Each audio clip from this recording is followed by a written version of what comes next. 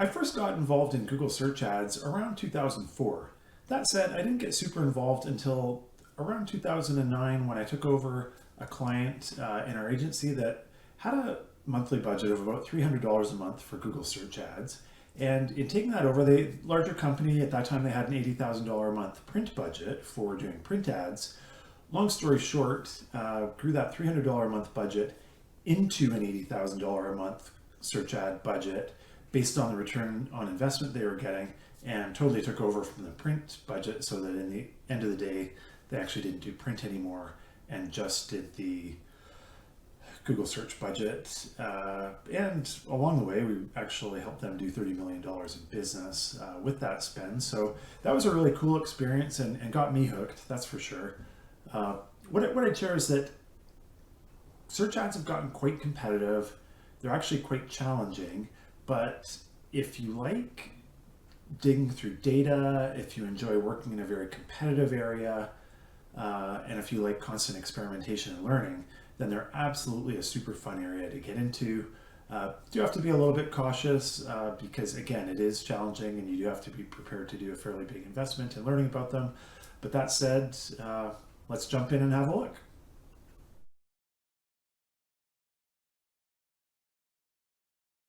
So, one of the first things you'll notice with search ads these days is how prominent they've gotten.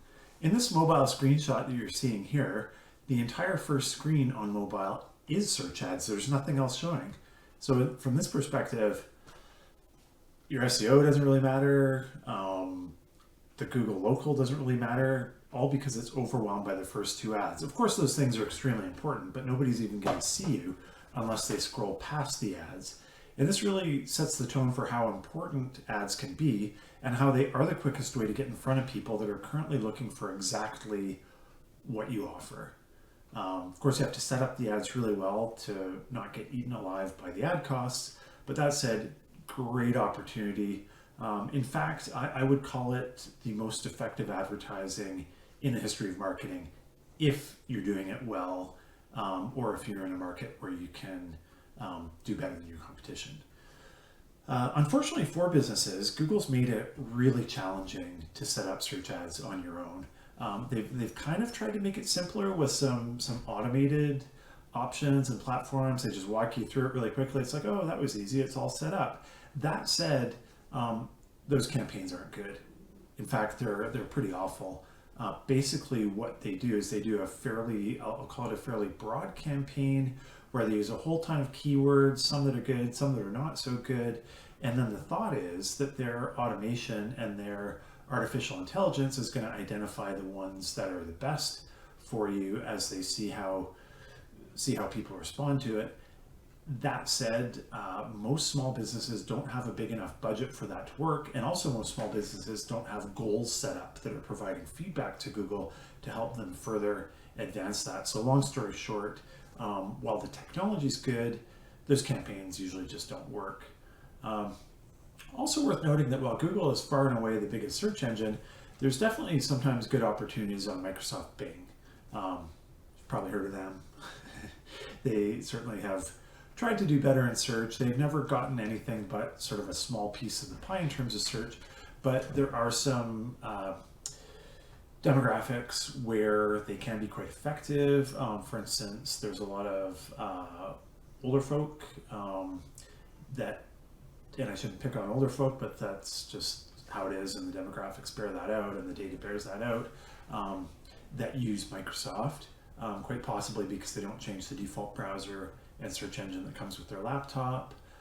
As well, there are sometimes government and institutional offices where they also have very locked down controls over setting up different software and browsers. So sometimes it is the Microsoft one that's in there. And the Microsoft browser and search engine actually have gotten to a point where they're good. They're just not as good or as popular as Google. But definitely, if you are in a business where one or the other of those groups, the institutional / government or the sort of senior market, are after your products, could well be worth trying Microsoft as well. So looking at the anatomy of a search, what we're seeing here is at the very top of the page, there are 3 search ads that are showing up, and then one that's showing up right next to the map. So the first 4 results, even on desktop, are actually all advertisements in this example. Again, just speaking to how prominent they are. Your search results and whether you're showing up and how high you're showing up are absolutely affected by your location. So how close you are to the person who's searching, because Google in a lot of industries feels that's going to be important. And also how relevant your ad and your website are. And that is huge. And in fact, if your website and ad are not relevant, it's probably not in your favor for your ad to be showing anyhow, because you're going to be paying money on an ad that's not going to work. Now, how high you appear up in those rankings is basically based on your practical bid, or how much you're willing to pay for a click, times your performance. So you could bid a whole lot for a Google click, but you won't necessarily show up high on the page unless people are clicking on that ad, which shows Google that it's a strong ad and that it's actually relevant. So those are the 2 factors. And what I absolutely love about that is it creates an environment where people that do a really good job with their advertising have an almost unfair benefit. I call it an unfair advantage, but it's not unfair in that they're doing the work and they're making the ads way more relevant for the searchers, which means that they deserve to be up there. And again, I just love that because it creates some great opportunities if you are dedicated to doing well with it. Your placement, and again, where you rank, where you show up in the ranking of the ads and the order of the ads, is also dependent a bit on your budget. Because Google looks at your budget, tries to figure out how to get you the most clicks for the least money. And so sometimes being the very top result, if you have a smaller budget, sometimes being the very top result is not the best place to appear because it's more expensive for those clicks. So maybe you're actually better to be a couple spots down, but not paying as much for click, and you're able to get more clicks for your budget. Also worth noting that your ads stop running the moment you hit your daily budget. So good to keep in mind, because we always get the question with our ad services, how come I can't see my ad? And that is one of the biggest reasons that if you don't have a huge budget, your ads are actually going to stop running at some point during the day. So much like in real estate where they say location, location, location, when it comes to both SEO and search ads, it's all about intent, intent, intent. And by that, I mean the language of somebody's search and how it shows the level of intent behind it. So somebody might be researching on the whole sort of topic of chiropractic. And so can you imagine the difference between somebody searching chiropractic versus somebody who searches the term, or the keyword search term, whatever you'd like to call it, chiropractor near me? When somebody searches for a chiropractor near me, it makes it clear that it matters where the chiropractor is, and thus it shows that they have much higher intent to actually do something. Even better, we see search terms that people might Google, like downtown chiropractor open Saturday. That we consider a ridiculously high intent search, and what it is probably somebody sitting at home with a sore back and they can't get into the chiropractor till Saturday, but gosh darn it, they want to make an appointment. So the ironic thing is that both those clicks, chiropractic versus chiropractor downtown open Saturday, they're going to cost you about the same amount of money. But of course, the great thing in search is you can narrow it down to focus on just those highest intent terms and only pay for those clicks. Some other examples include something like lawyer versus best family lawyer, or something like massage therapist versus massage therapist with direct billing. Again, when you have something like that has a more granular level of search, looking for someone that has direct billing, it becomes clear that, that it matters to that person what manners of payment there are. So obviously they're considering and researching going and actually doing the service versus just researching it.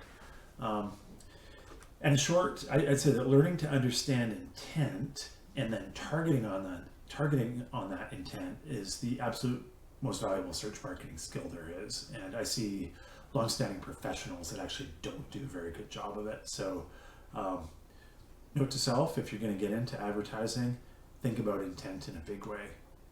And then lastly, I mean, I hate to sound negative, but, and I'm not sounding negative because there's lots of opportunities in search advertising. It is very rewarding, but it's not something you can do casually off the side of your desk. It is the most complex and competitive area of digital marketing. So if you're going to do it yourself, just be prepared that you've really got to make a commitment to it. And it is, as I mentioned here, literally the only marketing channel that most business people can't reasonably expect to succeed in. Again, unless you're passionate about it and jump in.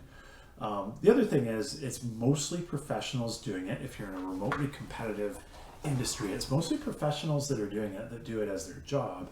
And you actually have to get as good or better than them to stand a chance of driving high return on investment with it. So again, a little bit of a challenge there. That said, you're an expert on your industry, so if you are ready to make that commitment, there are definitely opportunities.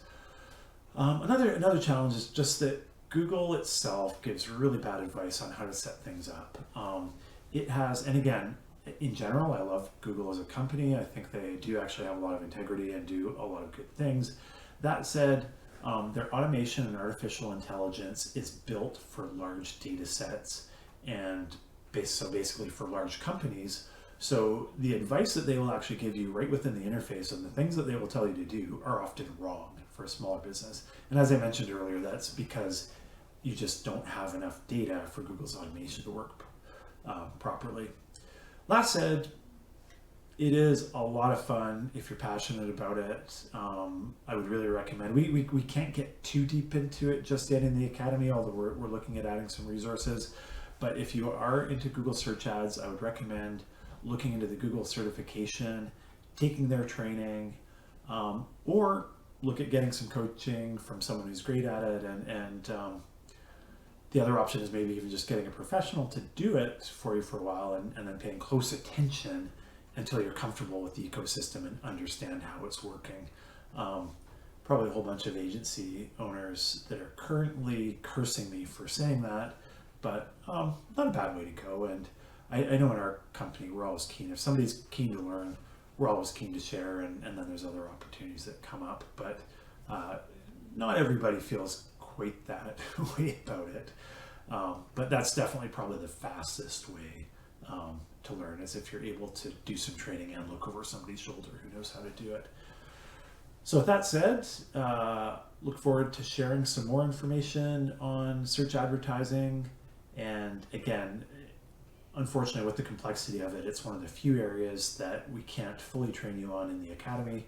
But again, if you're excited about it, there are lots of resources out there. We'll share some resources, and again, I love it, so maybe you'll find it fun too.